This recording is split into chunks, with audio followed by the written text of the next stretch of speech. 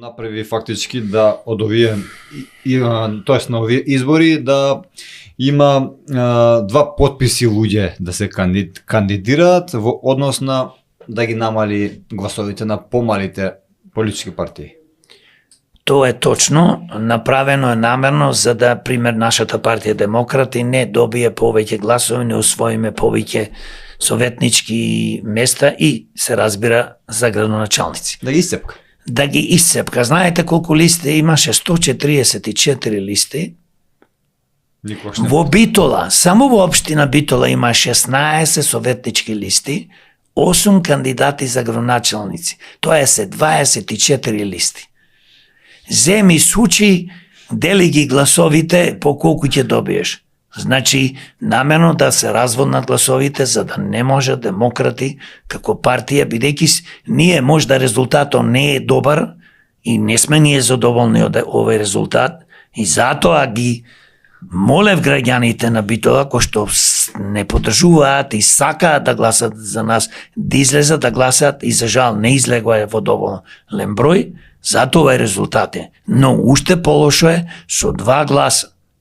А Уставниот суд пред 6 месеци поништи некои таму делови од законот и му кажа на собранието: ќе си донесете нов закон, точно да одредите колку треба проценти да соберат независните листи, граѓаните кои сакаат да се кандидираат. И замислете, немаше кворум намерно, не се донесе тој нов закон, ДИК како криминална институција, бидејќи тие се луѓе од СДС, од ДПМН, од ДУИМУ и од другите партии, значи почнувајќи од председателот донесува одлука, криминална одлука.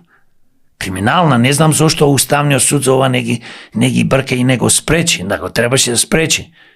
Со 2 потписи да може секој кој ќе му текне во Македонија да се пријави за кандидат за градоначалник и да направи советничка листа. Па ова е све направено, бидејќи тие знаат сега ние како партија растиме и сме повеќе присутни. Не сме ние присутни по телевизии, поготово е национални телевизии, бидејќи тие национални телевизии се криминализирани телевизии. Тие се учесници во уништување на Македонија. Зошто ќе речиш? И други телевизии и портали. Затоа што ќе му кажат младечките партии или други партии кои се во опозиција, тие прават. Немојте да ги викате демократи, немојте да викате Јорго и нивните луѓе, оти тие све што кажуваат вистината, а не дека народот не знае. И нивните гласачи знаат, но ние ги подсетуваме. Секој момент. Затоа што ти не можеш да си национална телевизија, да продаваш Македонија и својот народ, за некоја политичка партија да форсираш да победува. Не е проблем со рекламите. Кој има пари ќе се рекламира, како во конкретниот случај. Ние знаеме дека парите се распоредени криминално. Но проблем е, ако еден новинар во Македонија, кој и да е, дали е портал, ова го зборувам за сите се, повеќето се тешко криминализирани и фаворизираат овие криминални политички структури. Што значи тоа? Тоа значи дека тие се соучесници во уништување на Македонија 35 години, во уништување на еден народ, кој ќе викам народ, тука зборувам и за македонци, турци, албанци, власи, сите граѓани, бошјаци, роми, торбеши и така што живеат во Македонија. Знаете какво зло е тоа? Тоа е злосторство. Значи, нашите нашите телевизиски куќи, портали, медиуми се претворени во дувло на криминал, за да земат некој денар,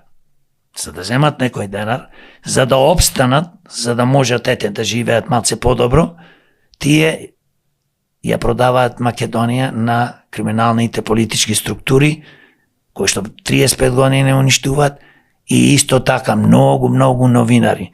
Самите тие ќе се препознат, но само ова порака да пуштам до медиумите.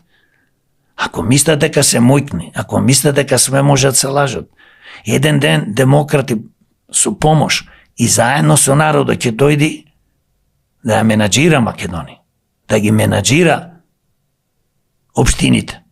Нема да биде секогаш те ова партија, те она партија криминална, ПС, градоначалници 30, 10, 20, ние имаме 70, 60 пратеници. Ќе се менат работите. Гледам дека бирате зборови, не верите да владее, него да ја менаџира државата. Па трајче доста владеа, дошта не уништуваат кога владееш, тоа е диктатура. Владење е нешто кога владееш, значи важно ти е да победиш, твојата партија, ти да бидеш премиер, министер, председател, не е битно што пратеник. Не е битно тоа, битно е да ја менаџираш, да дојдеш, со помош, пак ќе кажам, со паметни, интелигентни граѓани во Македонија, има многу што заминае, но има уште во Македонија квалитетни граѓани, кои што вредат, кои што заедно со нив, и секојаш ги повикувам, заедно со нив да се бориме да спасиме Македонија, не само во символичка смисла на зборот. Ние мора да се спасиме, да креираме политички систем, да креираме изборен законник, кој што ќе биде за добро на сите, не за политички партии, дека сме ние сега. Замислете, ние сме фантастични, законот е без везе, ама ајде, не одиме по тоа, не сме успеале самите да го промениме тој криминален изборен законник. После во нашата партија демократи доаѓаат не знам какви луѓе, кои што можда нема да бидат исто така како треба да бидат во конкретниот случај, зборувам. Се менуваат генерации.